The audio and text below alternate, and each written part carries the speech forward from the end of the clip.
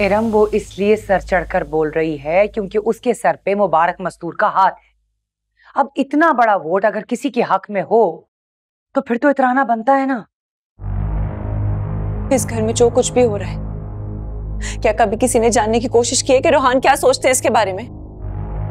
रोहान क्या सोचता है और क्या नहीं, इससे कोई फर्क नहीं पड़ने वाला, क्योंकि मुबारक मस्तूर ने जो फैसला कर लिया वही आखिरी फैसला होगा। लेकिन अम्मी, ये कोई मुनासिब फैसला नहीं है। इरम, मुझे तुम्हारे लबो लहजे से बगावत की बू आ रही है बेटा। कुछ भी सोचने या कुछ भी कहने से पहले एक बार ये जरूर सोच लेना कि इस घर में हमारी अब वो पोजीशन नहीं है कि हम किसी से किसी किस्म का भी कोई भी सवाल उठाएं। मैं मुमानी जान की मुखालफत नहीं करूंगी, लेकिन मैं रोहान से तो पूछ सकती हूँ ना, उनसे तो पूछ सकती हूँ ना कि उनकी रजा है इस फैसले में या नहीं, या वो भी बाकी सबकी तरह अपनी आंखें और कान बंद करके वही करेंगे जो मुमानी जान का फैसला होगा। बेटा, तुम जो अपने दिल की आवाज सुनकर आवाज उठाने का सोच रही हो ना, ये बिल्कुल मुनासिब नहीं होगा। तो क्या करूं अम्मी? क्या चाहती हैं? देखती रहो ये सब कुछ जो हो रहा है। अम्मी, मैं भी हूं इस घर में, मैं भी मौजूद हूं, मगर मैं किसी को नजर नहीं आती। कोई वैल्यू नहीं है अम्मी। बेटा, तुम इस मामले में रोहान को कसूरवार तो ठहरा ही नहीं सकती हो, क्योंकि तुमने कभी भी रोहान को इस बात का एहसास दिलाया ही नहीं है कि तुम उसके बारे में क्या सोचती। तो अम्मी, वो खुद क्यों नहीं समझ सकते? हर बात का इजहार करना जरूरी है।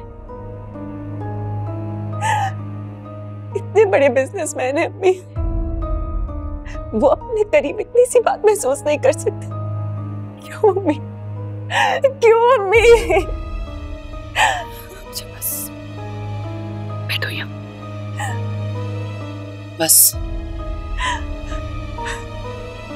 बेटा, तुमने कभी भी मुबारक मस्तूर को भी इस बात का एहसास नहीं दिलाया। काश तुमने उन्हें थोड़ा सा एहसास दिलाया होता तो शायद वो आज रोहान के बारे में फैसला करने से पहले तुमसे एक बार जरूर पूछती। मुमानी जान सिर्फ फैसले सुनाती, चाहे वो सही हो या गलत। उनके फैसलों से किसी को तकलीफ पहुंचती है या नहीं, कभी किसी ने इस बात को जानने की कोशिश की है? मुमानी जान का ख्याल है कि वो बहुत इंसाफ पसंद है, लेकिन अम्मी, इंसाफ मुसल्लत तो नहीं किया जाता, इंसाफ तो दिया जाता है ना अम्मी। बस कर दो इरम, बहुत हो गया। मैं तुमसे बहस करने के मूड में बिल्कुल भी नहीं।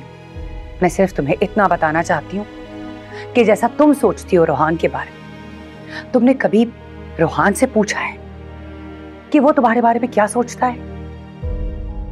पूछ लो तो बेहतर है, ताकि तुम्हारे दिल में ना कोई हसरत ना रह जाए।